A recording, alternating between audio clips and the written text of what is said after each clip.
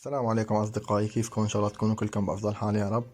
اليوم رجعنا لكم فيديو جديد من قناة بيت المكسرات العثماني، ورح نحكي لكم فيه عن الحب القرع، وفيه سر خطير. هو هذا السر، سر صغير رح نحكي لكم عليه ونقول لكم عليه. هو هذا لون غذائي، لون غذائي لونه أبيض.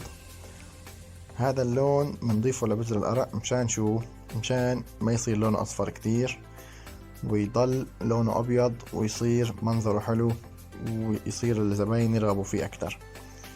طبعا يا شباب، أول شي هلا راح نفضيه بال شو اسمه، بالسطل هذا اللي فرجيناكم إياه. بعد ما نفضيه راح نضيف عليه مي سخنة، لازم تكون المي سخنة حصرا. مثل ما انتم شايفين هاي الكمية ضفناها عليه، وبنحركه منيح. بعد ما نحركه منيح راح نخليه على جنب، وراح نفضي هون بذر القرع بالماكينة. طبعا هذا 5 كيلو بذر قرع ني، زراعة تركية من مدينة نوشهير.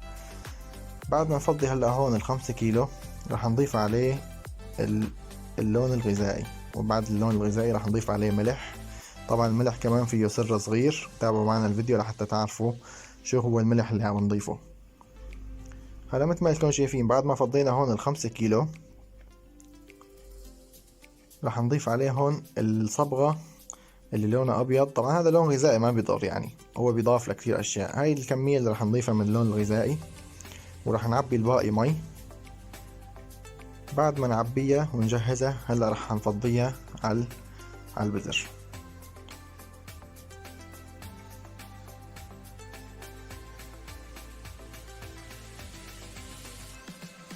هلا بعد ما عبيناها وفضيناها فوق البذر راح نخليه هيك بس مدة قصيرة لبين ما ينخلط مع بعضه.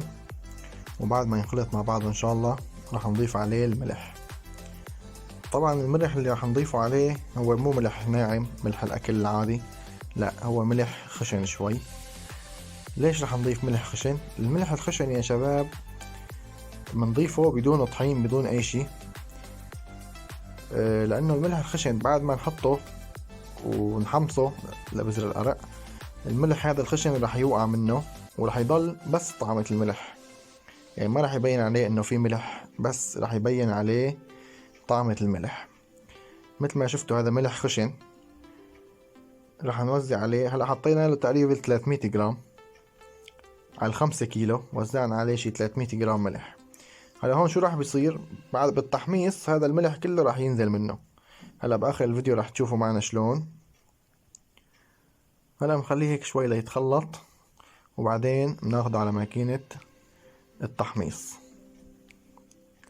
تابعوا معنا الفيديو للآخر لحتى نشوف درجات الحرارة، وكيف الملح راح يوقع منه، وكيف راح يطلع لونه بعد ما يتحمص.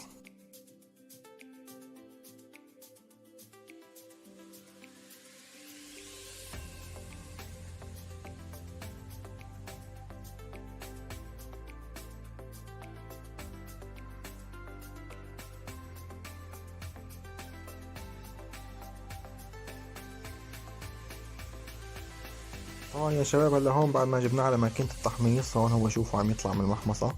رح نعمل له بس هاي الحركة الخفيفة هيك بالايد لحتى يوقع الملح منه. شايفين الملح هلا كيف من براته؟ بس بعد ما ننخله شوي بهاد هون رح يوقع الملح كله منه، ورح يضل بدون تقريبا ما رح يبين عليه انه في ملح، بس هو رح يكون ملح خفيف. درجة الحرارة 141 درجة، وسرعة الماكينة رح تكون على 30.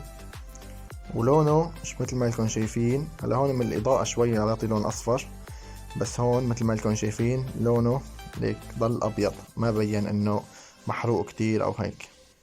مثل ما لكم شايفين هلا هيك.